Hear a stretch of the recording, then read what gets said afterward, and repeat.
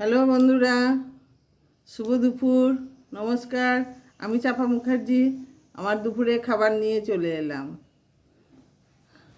কেমন আছেন বন্ধুরা? এই দেখেন, বৃষ্টি হচ্ছে বাইরে, একভাবে বৃষ্টি হচ্ছে সকাল থেকে, ভোর বা ছয়ের থেকে একটুখানি সূর্য দেখা দিয়েছিল, তারপর থেকেই আবার নিভে গিয়ে একভাবে বৃষ্টি হচ্ছে বন্ধুরা।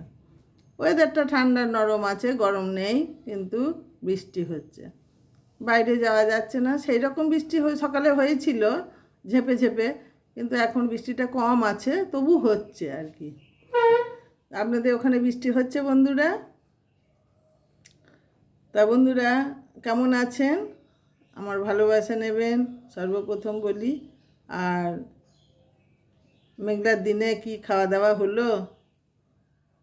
লাইটের প্রবলেম, আমারও কেনা হচ্ছে না বন্ধুরা, আর আপনাদেরকে রোজই বলছি, ওই যে প্রবলেম শুরু হয়ে গেছে।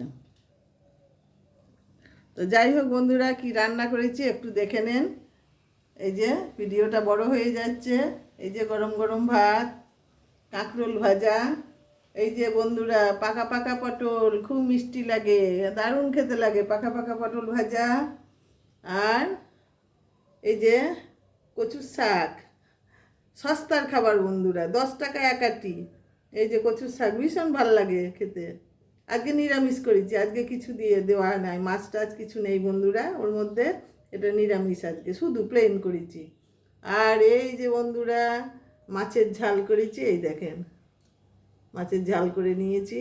এই হলো আমার খাবার। এই যে আরও আছে, এই যে বন্ধুরা এখানে আছে দেখুন, এই যে এইসব আছে তরকারি। মাছের তেল আছে, একটা তরকারি আছে, একটা তরকারি আছে, এর রাতেরও আছে, দিনেরও আছে বন্ধুরা। এই হলো আমার আজকে খাবার। আর শেষ পাতে আজ একটু খাবো বন্ধুরা। এই যে বলুন তো, এইটা কি? শেষ পাতে খাবো এটা। এইটা শেষ পাতে। এই যে এটা আমার নিজের হাতে বানানো বন্ধুরা, শীতকালে বানিয়েছিলাম, আছে, মনেই থাকে না, আজকে একটু খাবো।